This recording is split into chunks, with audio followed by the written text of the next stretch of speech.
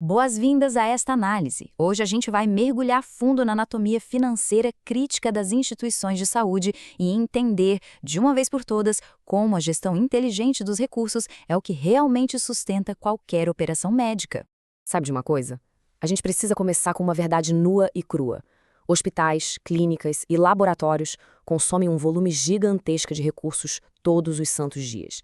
Então, o controle financeiro nesse ambiente não é só uma questão burocrática de cortar orçamento, não. Trata-se de uma ferramenta estratégica vital para a própria sobrevivência da instituição. Porque, no fim das contas, sem saúde financeira, o cuidado com o paciente simplesmente para. Para montar esse nosso kit de diagnóstico financeiro, o nosso roteiro vai passar por 6 etapas. 1. O desafio financeiro hospitalar. 2. Entendendo gastos e desembolsos. 3. Classificação dos gastos. 4. A dinâmica dos custos. 5. Tomada de decisão gerencial. E 6. Casos práticos na saúde. Vamos direto ao ponto número 1, o desafio financeiro hospitalar. Imagina que a contabilidade de custos é literalmente um monitor de sinais vitais de um hospital. É ela que fornece exatamente aqueles dados precisos para a gente conseguir identificar ineficiências, montar um planejamento orçamentário que seja realista de verdade e, claro, apoiar as decisões da gestão. Sem esse monitoramento contínuo dos recursos, é como se a liderança estivesse operando completamente no escuro. Isso nos leva à nossa segunda parte, entendendo gastos e desembolsos. Aqui tem uma confusão muito comum, então a gente precisa separar muito bem duas coisas na hora de olhar para o orçamento. Olha só, o momento em que a instituição assume o compromisso de comprar lotes de um medicamento não é sempre o mesmo momento em que o dinheiro realmente sai da conta bancária. O gasto acontece lá na compra. Já o desembolso é a saída efetiva do caixa no momento do pagamento. Compreender esse descompasso temporal é absolutamente crucial para não faltar dinheiro no meio do mês. Avançando para o nosso terceiro ponto, a classificação dos gastos. Agora que a gente já entende a diferença básica, para onde vai, de fato, todo esse dinheiro? Na prática, olhando para esse fluxograma, perto de uma prateleira de farmácia hospitalar típica, dá para perceber que as saídas financeiras se dividem em 5 categorias muito distintas. Primeiro, temos os custos hospitalares. Esses são os gastos fundamentais, porque eles estão ligados de forma direta à atividade fim do lugar, o atendimento e o cuidado com o paciente. A remuneração da equipe de enfermagem, os materiais de centro cirúrgico e os medicamentos entram exatamente aqui. Depois, aparecem as despesas administrativas. É o que mantém a engrenagem girando e as luzes acesas. A gente está falando da conta de internet, dos materiais de escritório, do serviço de contabilidade. Eles não curam ninguém diretamente, é verdade, mas são o suporte estrutural para que a organização não desabe. Aí a gente chega na parte mais otimista do fluxo financeiro, os investimentos. Aqui trata-se de injetar recursos pensando em modernização e benefícios lá na frente. Pode ser a compra de um novo equipamento de ressonância ou o treinamento da equipe. É um dinheiro que sai hoje para gerar muito mais eficiência no futuro. Por fim, chegamos aos grandes vilões, os vazamentos financeiros.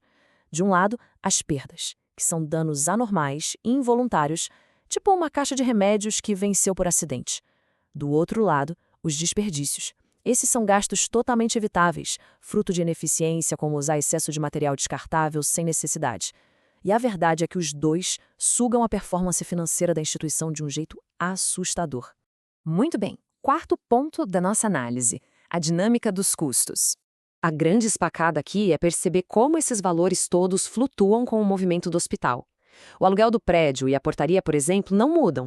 Não importa se tem 100 pacientes ou nenhum. Isso é o custo fixo.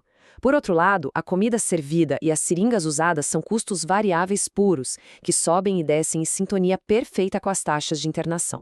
Além de entender se é fixo ou variável, a gestão precisa saber como rastrear essa conta. Custos diretos são fáceis. Dá para cobrar direto na conta de um procedimento específico. Mas e a equipe da limpeza do prédio todo?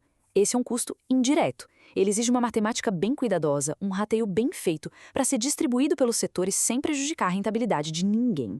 Isso tudo nos leva direto para o ponto número 5, tomada de decisão gerencial.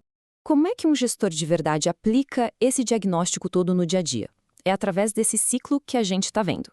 Planejar o orçamento, monitorar os indicadores sem piscar, controlar e corrigir qualquer distorção na mesma hora e, claro, melhorar os processos. É um loop infinito de governança financeira. Para consolidar tudo isso, vamos para a parte 6, casos práticos na saúde. Vamos fazer uma espécie de round clínico rápido aqui. Pense no seguinte cenário. O pessoal do setor administrativo começa a usar uma quantidade imensa de materiais descartáveis nas rotinas de escritório, sem justificativa. Qual é o rótulo contábil exato para isso? O diagnóstico certeiro aqui é desperdício. Por quê? Porque é algo totalmente evitável. Uma falha na rotina que queima recursos, sem agregar sequer uma gota de valor clínico ao paciente. Agora, vamos pensar grande. Imagine que o hospital faça um desembolso pesado e traga um tomógrafo de última geração novinho em folha. Como classificar? Nesse caso, é a definição clássica de investimento.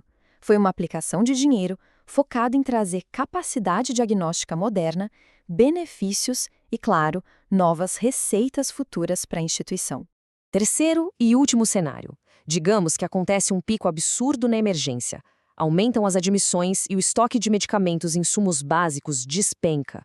Esses custos gerados são fixos ou variáveis? Sem dúvida alguma, são custos variáveis. Eles acompanham o ritmo do volume de pacientes de forma imediata. E entender esse tipo de movimento deixa a gente com uma reflexão final que não quer calar. Em um setor onde as margens são apertadas, até que ponto as instituições de hoje têm a maturidade necessária para antecipar essas flutuações antes que um pico imprevisível desestruture todo o planejamento do mês? É algo para se pensar muito a respeito.